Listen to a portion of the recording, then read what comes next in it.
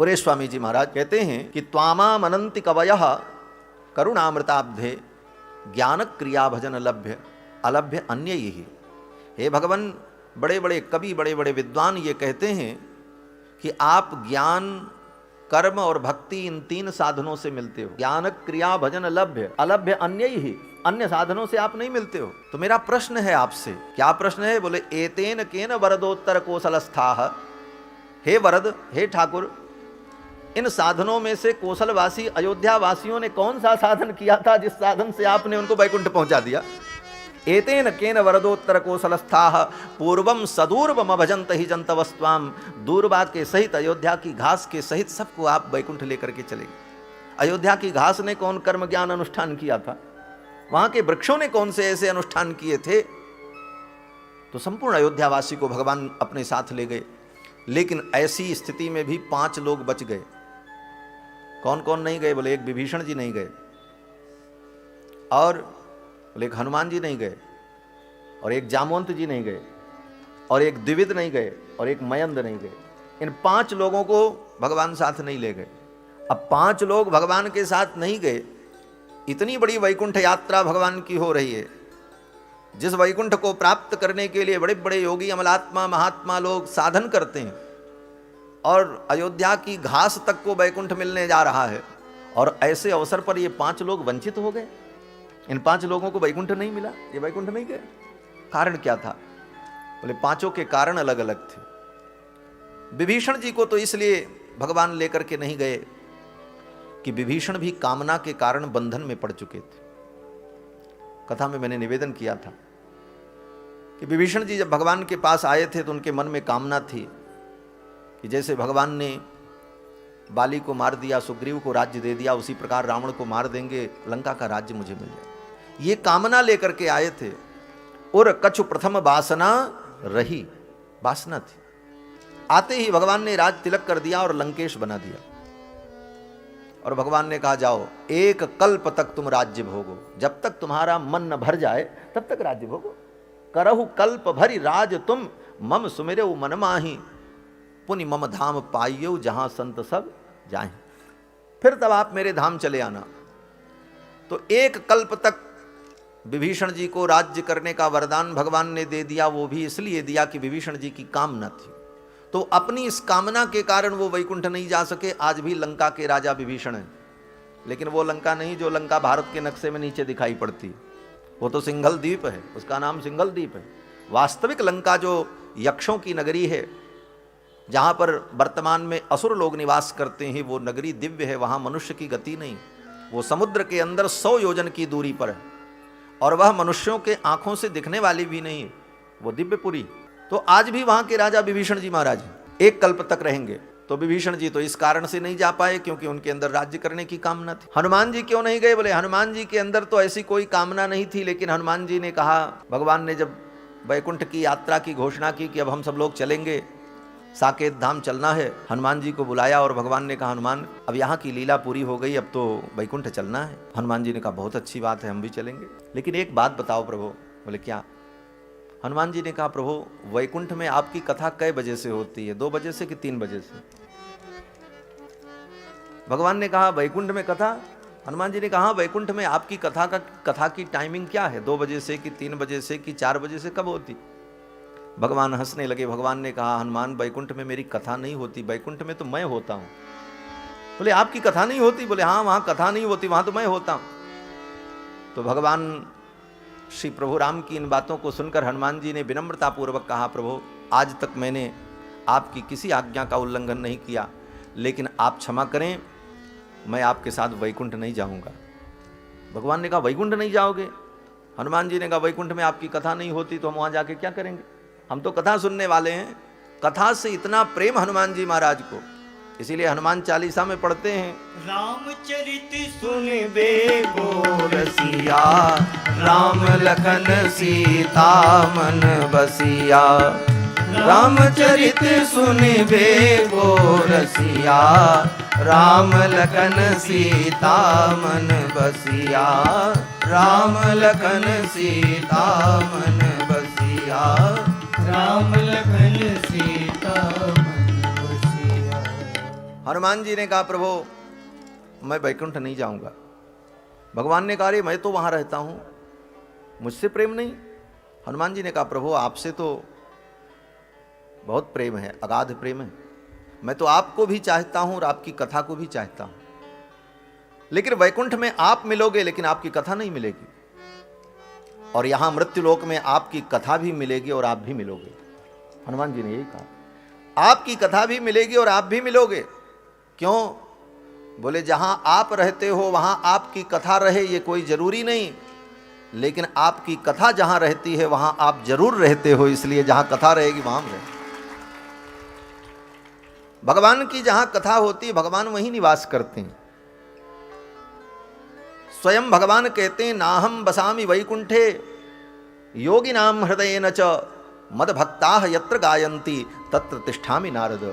हे नारद, मेरे भक्त जहां मेरा गुणगान करते हैं मैं वहीं निवास करता हूं। और भागवत के महात्म्य में तो आपने सुना ही था कि जब ज्ञान वैराग्य भक्ति सब मिल करके कीर्तन करने लगे, उस अलौकिक कीर्तन को देख करके भगवान प्रकट हुए और भगवान ने कहा वरदान मांगो। तो उन भक्तों ने यही वरदान मांगा कि हे प्रभु जहाँ कहीं आपके भक्त आपका गुणगान करें, आपकी कथा हो, भागवत की कथा हो, रामायण कथा हो, राम कथा हो, कृष्ण कथा हो, ऐसे अवसर पर जैसे आज आपने कृपा की है उसी प्रकार उन भक्तों पे भी आप सदा ऐसे ही कृपा करते रहना। यही वरदान मांगा उन भक्तों ने। तो भगवान की जहाँ कथा होती वहाँ भगवान रहते। तो हनुमान जी ने कहा प्रभु मैं तो यहीं रहूँगा और आपकी कथा श्रवण करूँगा। और जब इस पृथ्वी पर एक व्यक्ति, जब तक एक व्यक्ति भी आपकी कथा सुनाने वाला इस पृथ्वी पर रहेगा तब तक मैं इस पृथ्वी पर रहूँगा कथा सुनने के लिए। जहाँ वो कथा सुनाएगा मैं वहीं जा करके सुनूंगा। यहाँ तो लोग कथा स्थल में नहीं पहुँच पाते, कहते हैं मोबाइल से ही सुन लेंगे है?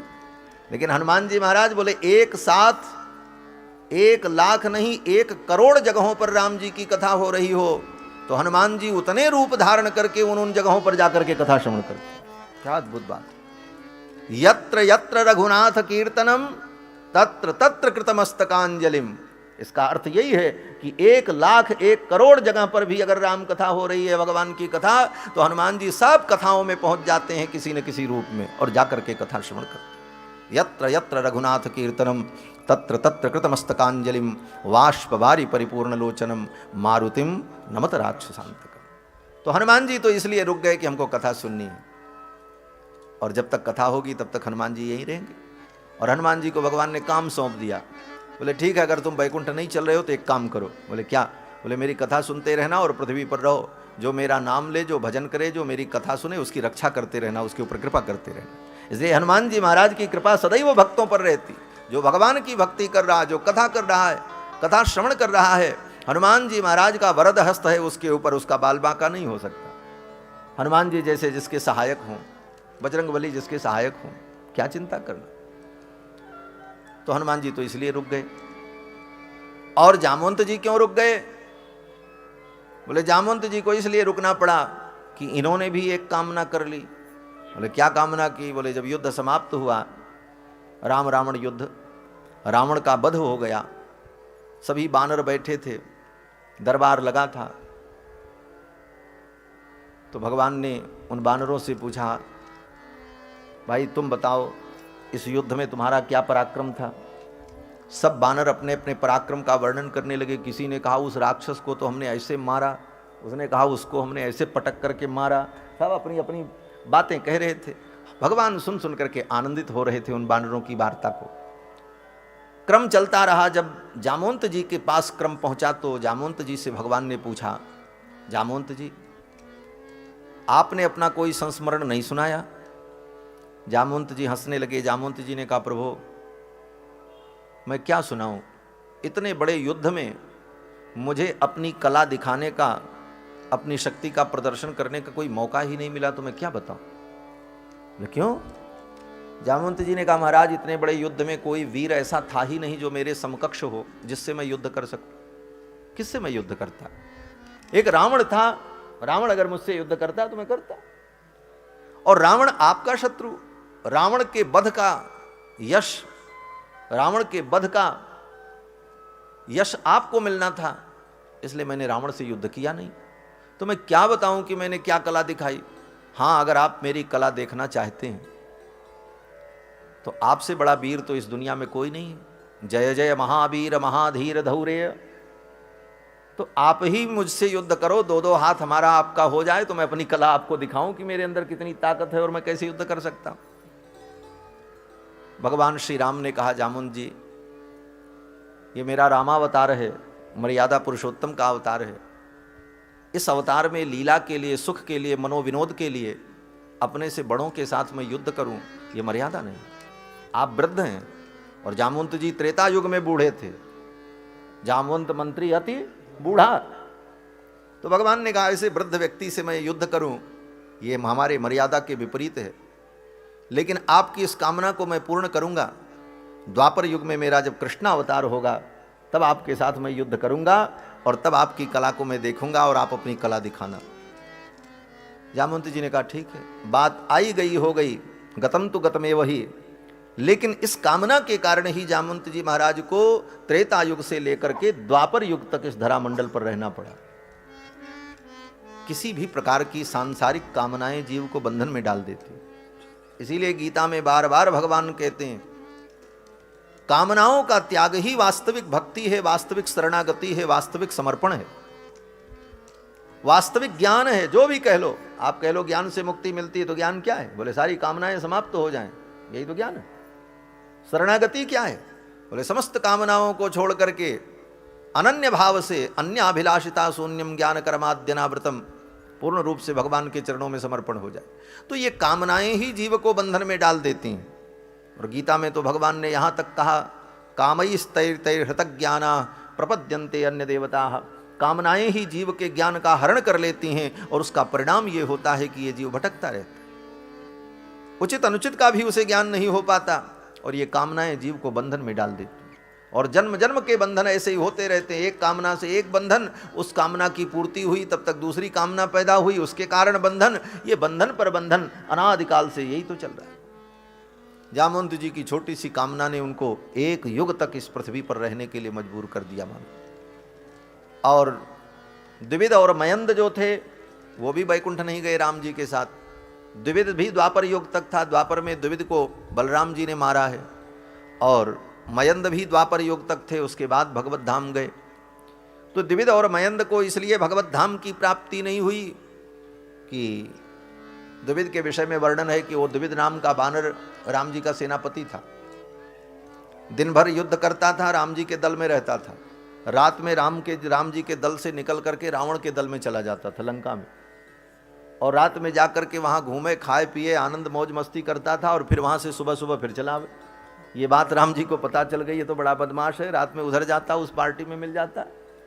इस कारण से भगवान ने द्विविद का त्याग कर दिया, छोड़ दिया। बोले जाओ, ये जिसकी बुद्धि इस प्रकार की हो ऐसे व्यक्ति को अपने पास रखना ठीक नहीं। राम जी ने तिरस्कृत कर दिया, वध नहीं किया, मारा नहीं, छोड़ दिया। उसी समय से वो द्विविद भगवान से विमुख होकर के इधर उधर घूमने लगा। और भगवत विमुखता के कारण धीरे धीरे उसके अंदर अज्ञान, लोभ, मोह, काम, ये सब कुछ बढ़ता गया। और द्वापर युग तक वो द्विविद बानर था। द्वापर युग में बलराम जी ने जब द्विविद का वध किया तब द्विविद को भगवत प्राप्ति हुई, भगवत लोक की प्राप्ति हुई। तो ये सब कामनाएं ही जीव को बंधन में डाल देती हैं, इसलिए कामनाएं तो होनी ही नहीं चाहिए। श्री राम सुखदास जी महाराज, जिनके ग्रंथ आपने पढ़े होंगे, श्रीमद् भगवत गीता के ऊपर उनकी बड़ी व्याख्या है। पूज्य महाराज श्री अपने प्रवचन में कहा करते थे कि कोई काम हम करेंगे भविष्य में, इसके लिए भी कहना नहीं चाहिए। वो कहते थे कहो, ये ऐसा कहा करो कि प्रयास करेंगे, प्रयास करेंगे, हम ऐसा करेंगे, ये भी नहीं कहना चाहिए। क्यों? बोले वो कामना बन जाएगी और नहीं कर पाए फिर वही बंधन का कारण। वो कहते थे कि ये बोलो कि प्रयास करेंगे। भगवान ने कहा आज आपकी कामना पूर्ण हो गई। जामवंत जी बड़े प्रसन्न हुए, भगवान के चरणों में प्रणाम किया। भगवान ने कहा जामवंत जी, हम तो यहाँ आए हैं इस मणि के लिए, इस मणि के चोरी का आरोप मेरे ऊपर लगा है, इसी मणि के लिए मैं आया हूँ। तो जामवंत जी ने कहा प्रभु ये मणि तो आपको हम दे देंगे, लेकिन हमारी एक शर्त है। बोले क्या शर्त है? जामवंत जी ने कहा प्रभु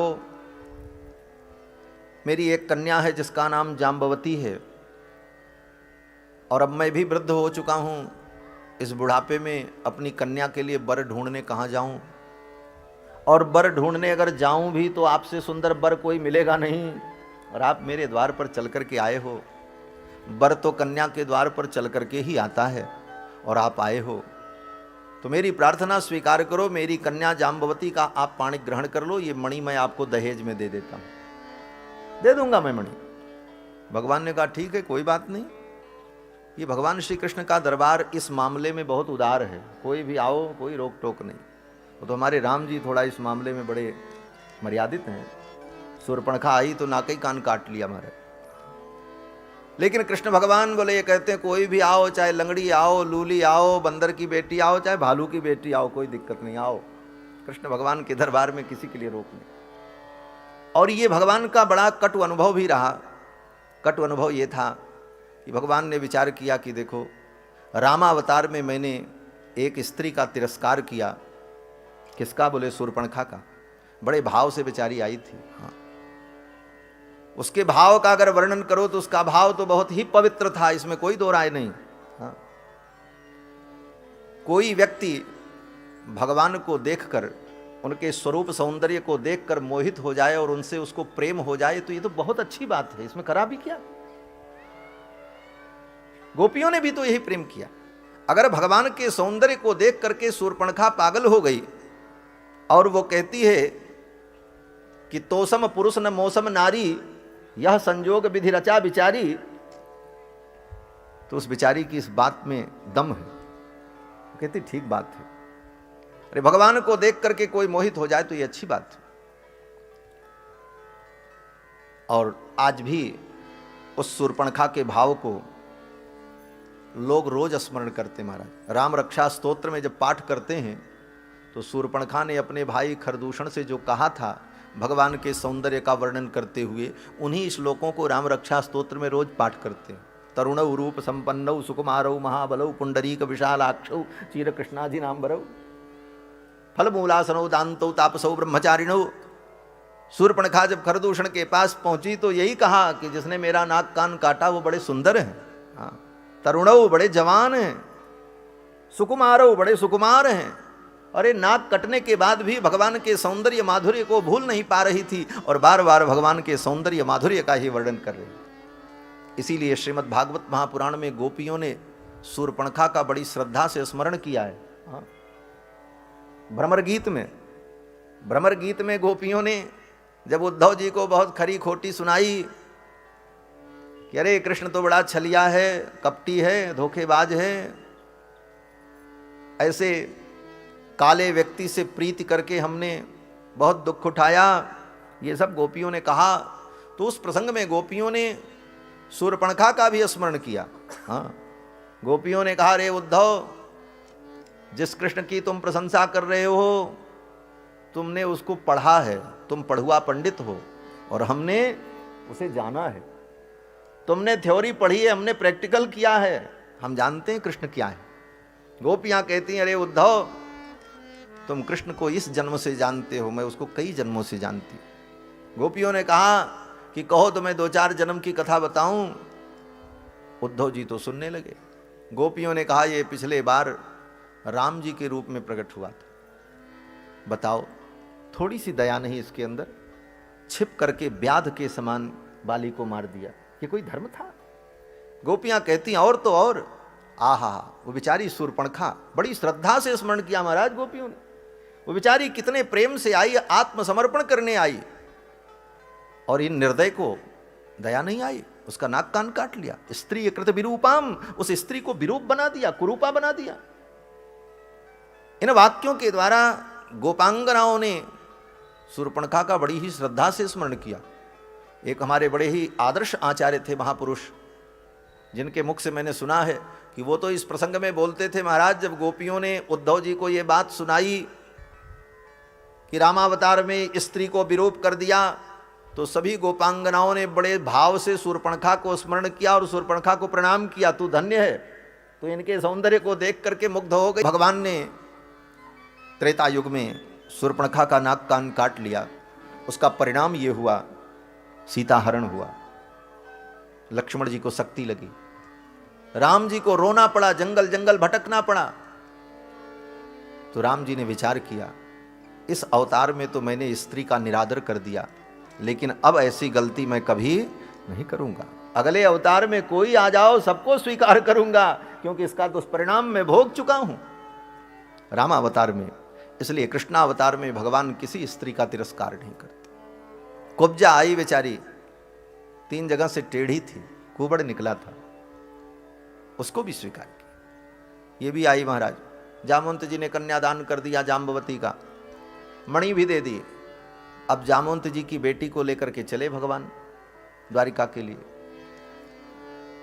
अब ऐसे तो जामवंत जी महाराज देवतुल्य हैं, उनका शरीर केवल रीछ के समान है, बाकी संस्कार मनुष्यों से भी उत्तम है।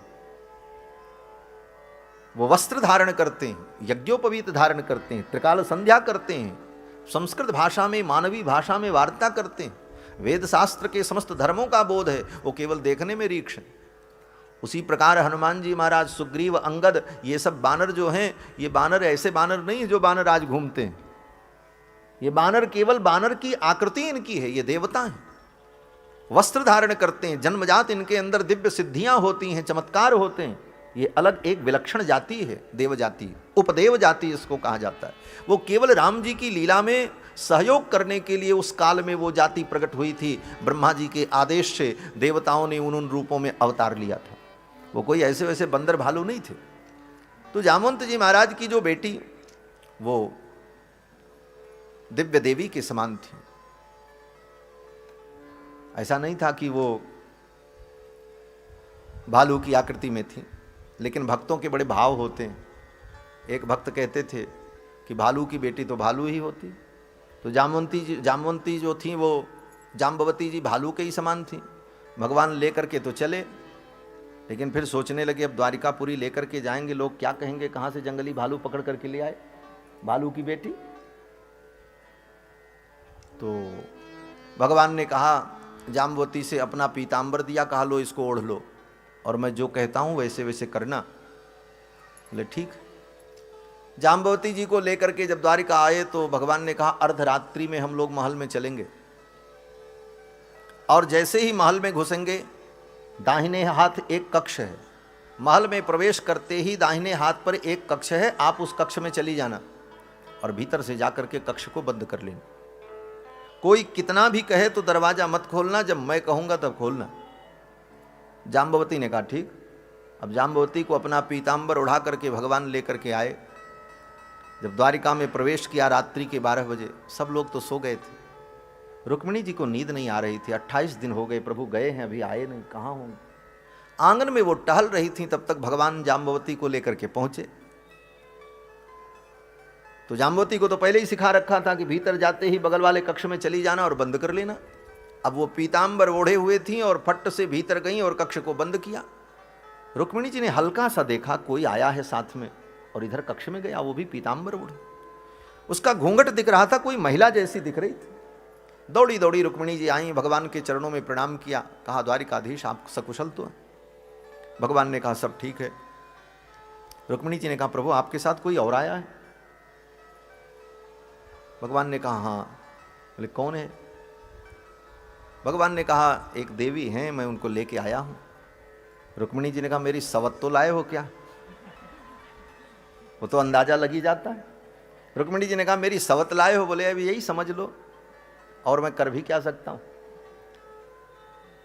रुक्मिणी जी ने कहा तो जरा मैं भी देखूं कि मेरे नाथ ने जिसको पसंद किया है वो कितनी सौभाग्यशालिनी होगी, साधारण तो नहीं हो सकती, मैं भी देखूं। तो भगवान ने कहा वो इसी कक्ष में है।